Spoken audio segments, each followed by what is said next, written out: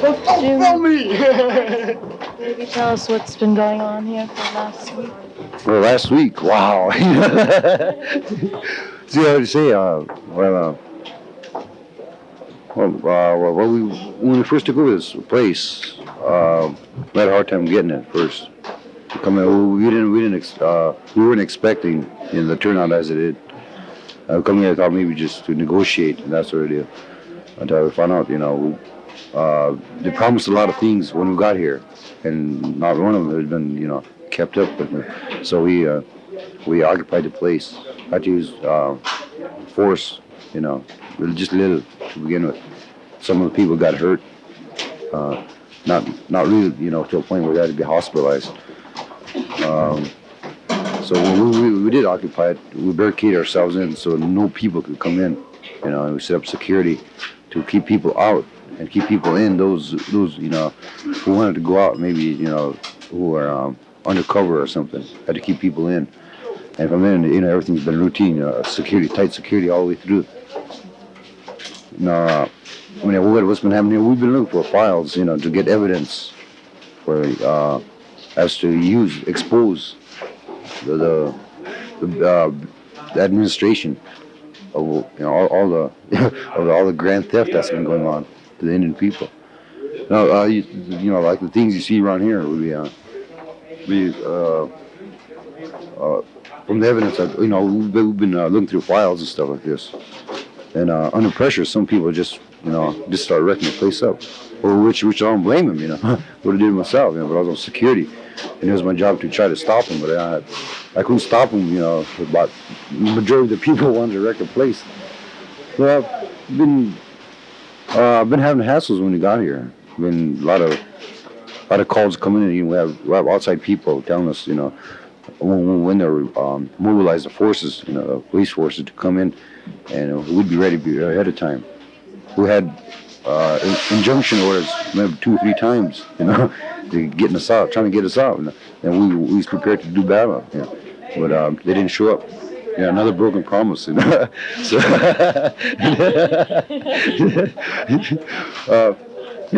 than that, everything's been, just a routine. What you see every day, the people just going in and out and trying to just occupying the place. That's about it. How many people are here? Well, we must have started up about, I'd say close to about 200 people. And some more come in. And so some have left, on their own. Well, at the moment, it must be about around 500. Then there's still some more coming who want to come in, but our deadline was yesterday to leave. But we still gotta get. We're still negotiating on funds to get people back home. And I think the government wants us to get back home, so they're right before we take over another building or something. So what was this? I heard on the news, I think on CBS or something, that you had made an agreement and that you were supposed to leave the building at 9:00 this morning. What was that about? No, we haven't made an agreement as to where we'd be leaving. Except they're the ones that set the deadline. That we should be out here by 9:00. Right now. 9:00 tonight. Right, but we're still negotiating on the funds to get people out. And that's how slow the government is. It's trying to get us out of here. They want us out of here, but they're taking their sweet old time getting us out of here. Which might result into a bust or something. Which what were some of the concrete things? I mean, like concerning reservations or whatever that you were trying to negotiate that you came here to talk about. Well, most of them are the common things that happen on a reservation, such as land problems, the land that the government's ripping us off on, and water rights, mineral rights, this sort of stuff, which some of the action that's supposed to be taken from this bureau, have never been met, They like the water rights and the mineral rights that the people from back home send up here. And they're supposed to take it up to the Department of Interior and other departments to act upon, but they just come up here and stop right here in this office. They don't, they just comes here and probably just goes in the wastebasket, No, so now it's on the floor again. We're up here by ourselves. Man, we're not gonna send no complaints or written things where we brought ourselves up. Say, all right, now you got to do action. As long as we're here. And majority of the things that have been, the reasons why we've been here are, being met. There's quite a few of them that are still under action yet. Not too. Do you live on a reservation? Right. I come from a reservation, Shine River Reservation. Where's that? That's in South Dakota. Do you, some of the people that I talked to today said that they would never want to live on a reservation, that they'd like to abolish reservations. Those people don't really appreciate what they have back home. Those type of people, that's why you see a lot of them in urban areas, The reason why maybe the main fact that they don't live on a reservation is their hands are tied by the former Bureau of Indian Affairs. Now, people, I know from my reservation, I want to go home there, I don't want to live here in Washington, D.C. or any other place, after I've seen what's been going on, you just don't have the freedom that you have on the reservation. One summer I just spent $3, and here, you pack that to spend $3 an hour,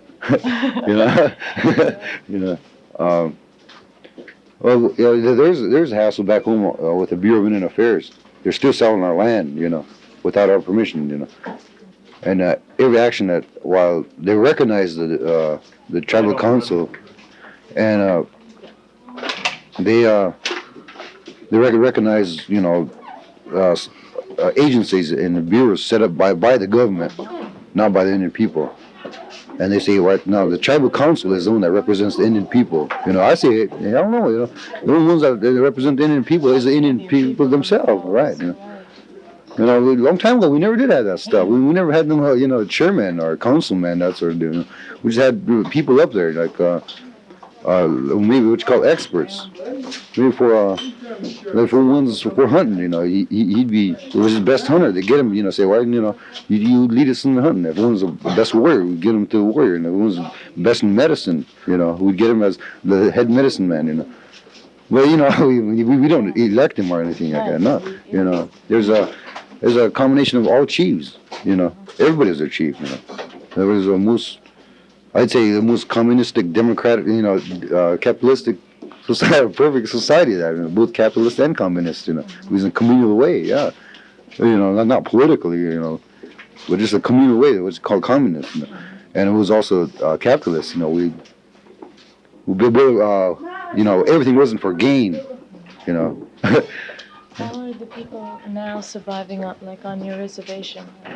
That's a good word, surviving. Surviving. Yeah, right. But they Surviving. are surviving. Right. That's the best part of it. They know how to survive. That's one thing we have in common back home is this survival deal. We all are Indian. We all know how to. We have no like this grade thing. The higher class and the middle class and lower class. We're all being Indian. That's a very common thing. Communication is very tight there. Each one is part of a whole thing. What is it? Oh yeah, just by being Indian, back on the reservation, does a lot of deal for the people. Because they don't have to go out and search for the identity. They are their identity there. Because they're, if I was a congressman, I might identity here. But I'll still be looking for it. What is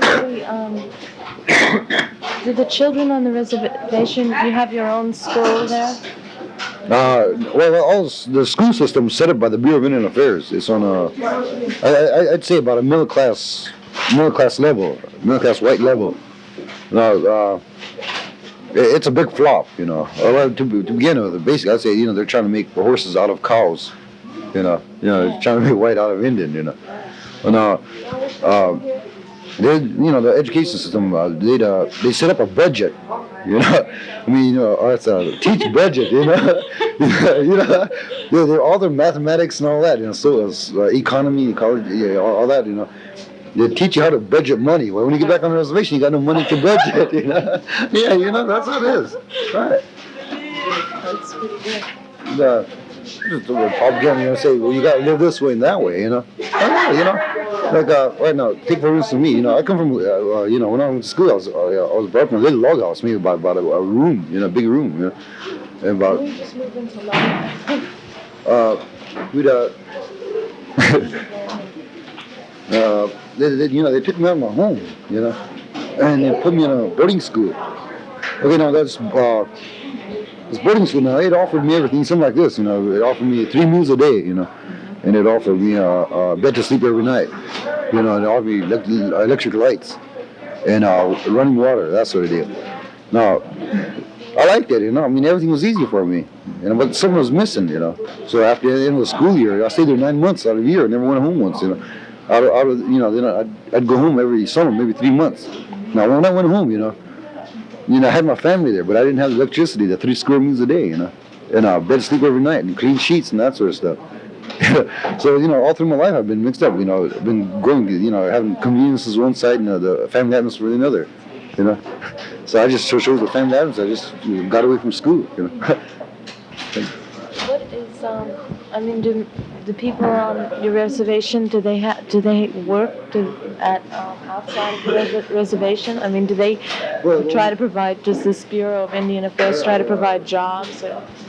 Well, the Bureau of Indian Affairs only employs the Bureau of Indian Affairs. They don't employ Indian people. No. No.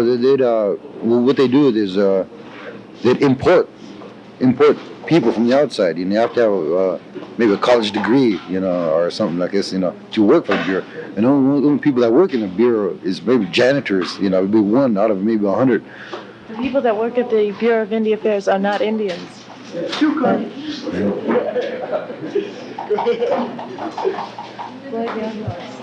well, on the reservation, the job is seasonal, most time. Well, then they're not all specialists in a field or another.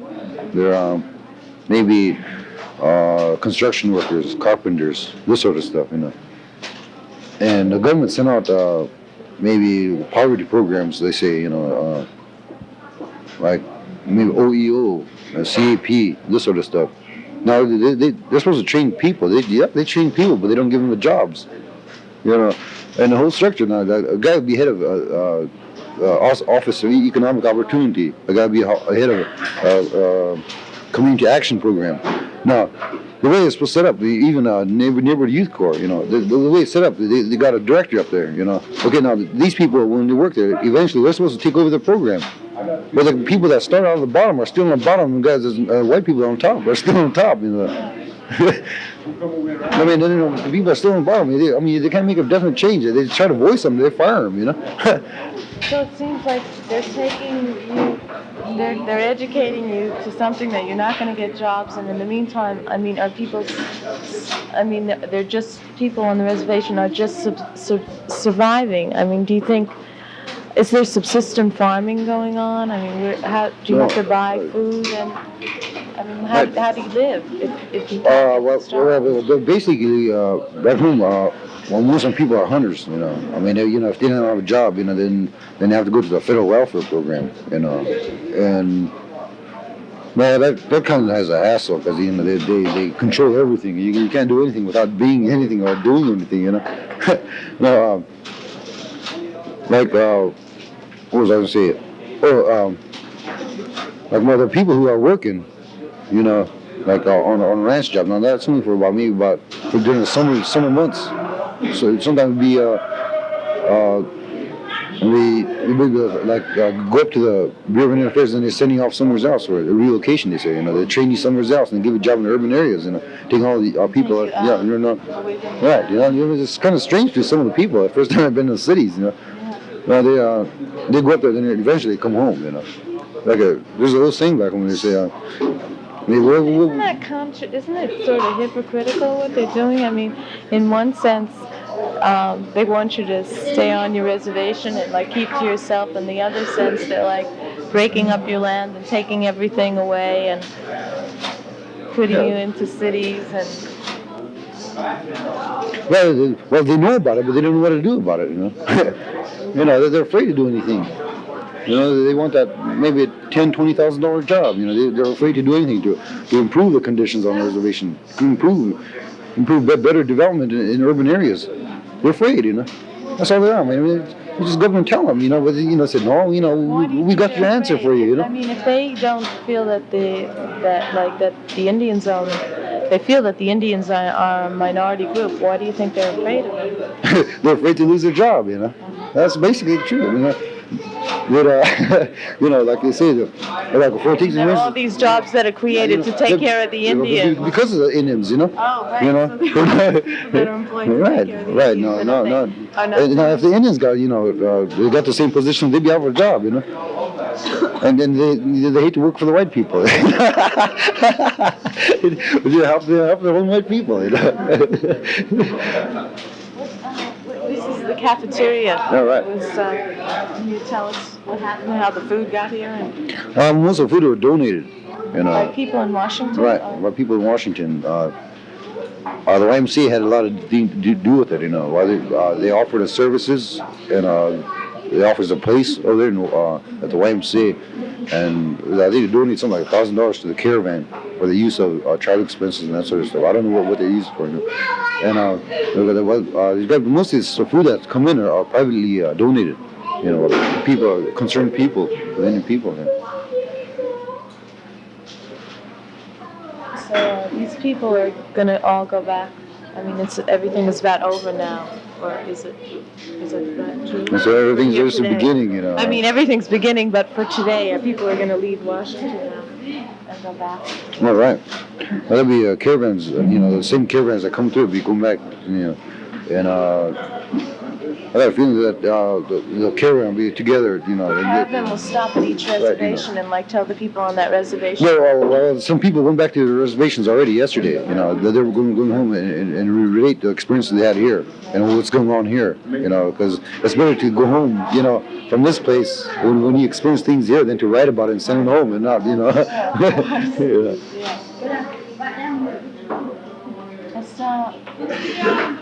Straight ahead here.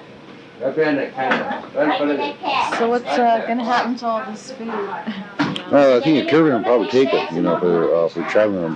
The things are non-perishable, Good tuna fish and thing down to there.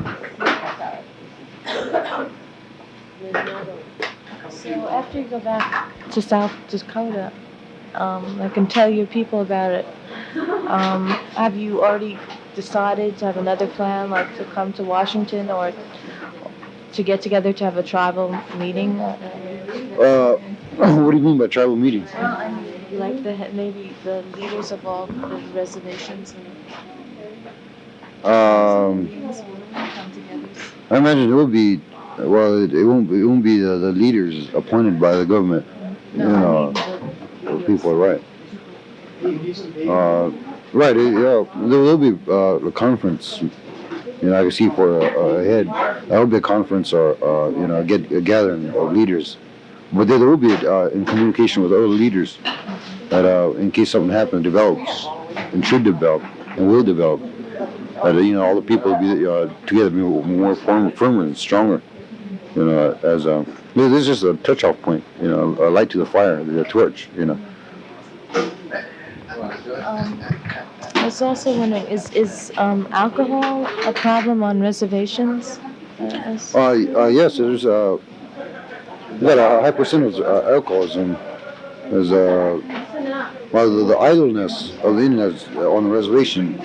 Now he's got to relieve his frustration somehow, and he needs a crutch, like I see urban areas, everybody's on grass, everybody's on dope and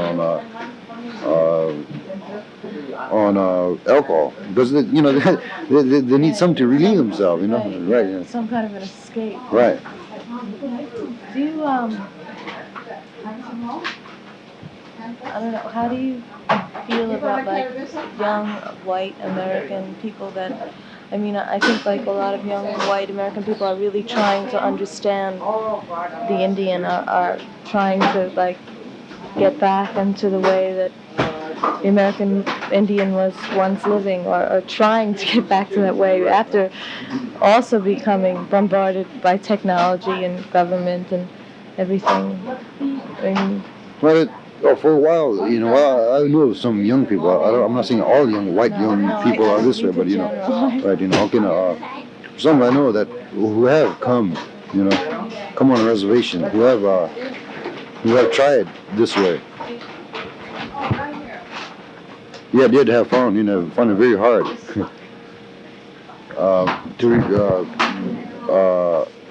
be, they weren't born into it, and they're trying to get away from what they've been born into. do you think that's wrong? Do you think it's wrong to like try and go back and live off the earth and try and get back to really surviving, to a real survival, to like living off the land, to like making your body become one with the earth? Oh, right. I mean, do you think like I don't know, I'm talking about Indian ideology, I guess, and I'm talking about. Do you think that it could never happen that American people brought up in this society can get back to living on a land, like living in a reservation type situation? Well, I mean, are you generalizing the whole society as a whole? Well, I guess not. I guess it'd have to be people that really wanted to do it. All right. I mean, the only thing I could say is they have to really live off themselves first before they try to live up to the earth. It's very hard to reach. Even as an Indian, I'd say that. It's even hard for me to try to live off the earth. Like I said, I spent $3 in one summer, I mean, 1 year. Now I should be able to not even spend the money at all. And you come here to Why don't we move on here now? different people like sort of occupy different rooms. Did different people sort of occupy different rooms? All right. Some of most offices are occupied by the various AIM chapters. The office for like White Earth's got his own AIM office here, and that sort of stuff. Each one's got his own AIM office here. So each person took over the office that was supposed to, like each tribe of Indians. Oh, I mean, nobody was assigned to any room, definite room. I mean, No, you could just move in any place you want. What was it like when people found out that Nixon was elected? No, it didn't. But it didn't really matter. I mean, each one's the next president's about the same as the other president.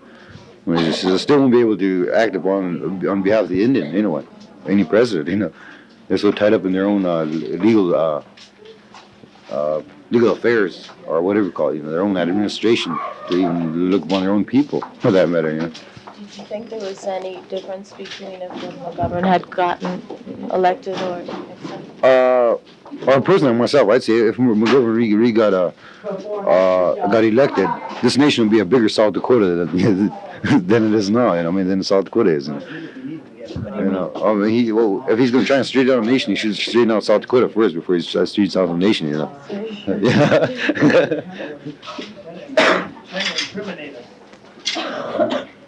Was anybody hurt during all this? Again, wounded? Well, I had a hassle this morning about 4:30. Some dude tried to hurt a couple of our girls. Try to beat him up. And I don't know if he was a cop. He probably was. So we had security out there, and he just struck, and then he jumped back in his car and took off. And it didn't give us a chance to really, get at him and find out who he was. But I'd say it was a cop.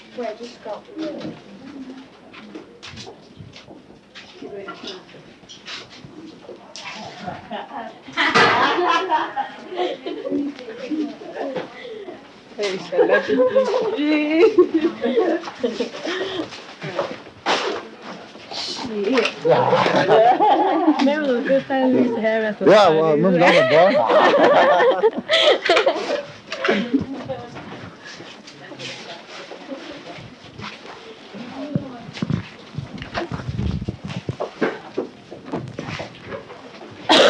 Yeah.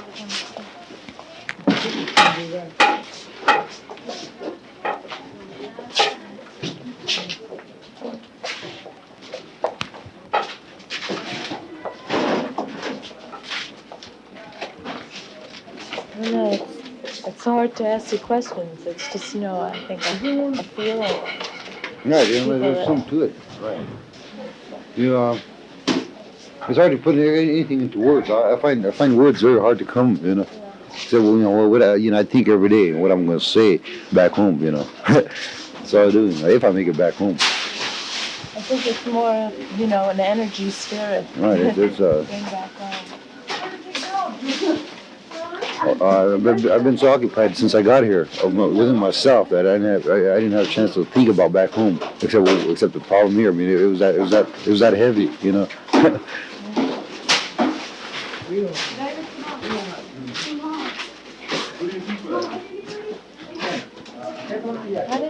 Your name is Floyd? Young horse. Young Horse. How did you get your name, Young Horse? It was given to me by my father. It's a dream, it's a vision. Do that. Just come out my name. Eventually I'll be going on my own vision. On my own vision quest, which would be like my guidance system for life. It would be a vision where of the rest of my life, my purpose for life. Which I do anything to get. That'll be the ultimate of my life. The reason why I'm here. That is why I'd go through all kinds of hassles, all kinds of suffering, this sort of stuff to attain that vision. Which I'm very definite. I'll be doing next summer, next spring. I'm getting a vision. I'll be standing on the hill 4 days and 4 nights, which eventually I'll be have communication, a spiritual communication, where I find my purpose in the whole universe. It isn't something I'd think up. It ain't something I'd plan or make up falsely. It'll be before me. My whole vision. Why I'm here. I'm not questioning why I'm here now. But what I'm going to do. Who I am, what I am, why I am, where I am. The definite answer. That's really good. You're going to find that next spring. Right. That's amazing. I wish I could find out my purpose next spring. How do you go? How do you know like that you'll find it next spring? Like, it's just a feeling that you have, like that you're right. coming to find where you are. But it's not like a definite thing that says that I'll find my purpose. There's not a specific time. No, there isn't. See, it should have happened maybe when I was about 12 years old, or maybe 13 years old. It wasn't but when I was at that age, I was confined in a boarding school. A boarding school is run like a military academy or something. You went to a boarding school. No. See, it was a Bureau of Indian Affairs boarding school. No. Because there's no other schools, back home. I come from a little village, and there's no schools there, but they just have to rip me off, take me out back and put me in a boarding school.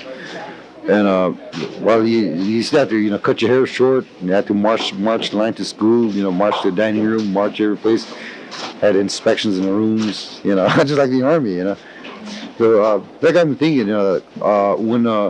when we were under the War Department, Department of Defense, when they turned the Indian Affairs under the Department of Defense and Department of War at the time over to the Department of Interior, I feel that there hasn't been any policies changed, since we was under the Department of War.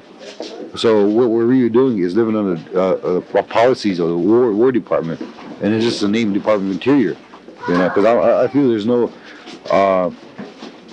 policies changed after we've been shoved over, past the buck over to the Department of Interior. This is going to start ceasing. This is the reason why we're here, to cease something like that.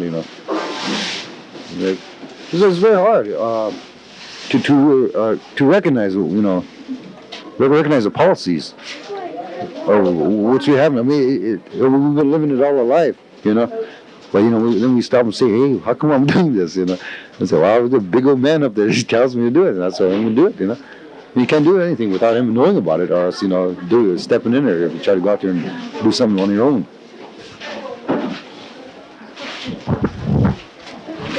Okay. Is there anything else that you? No, there's a lot. Thanks. I know. Thanks a lot. That's right. I'll be $5. Oh.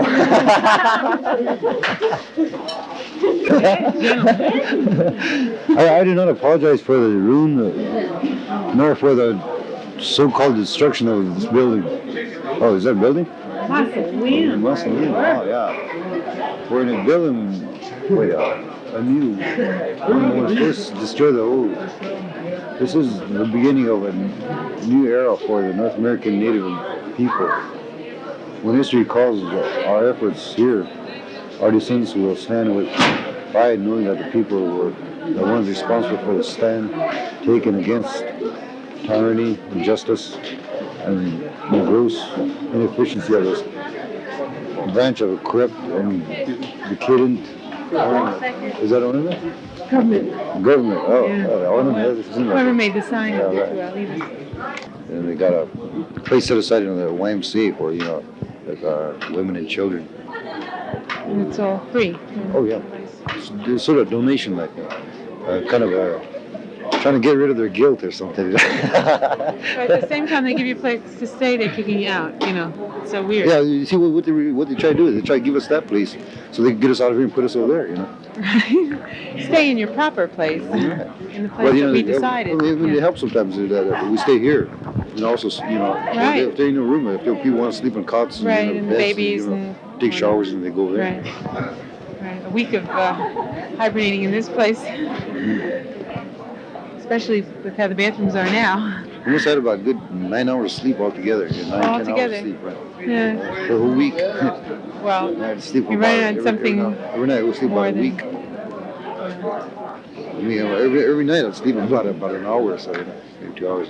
Good security. Right. Well, there'll be time for some sleep, maybe a little bit in the winter, and this is really the time that everybody was probably up. A lot of people were up. Oh yeah, those activity goes on there day and night, 24 hours a day. So we're part of the steering committee. I hardly gets any sleep at all,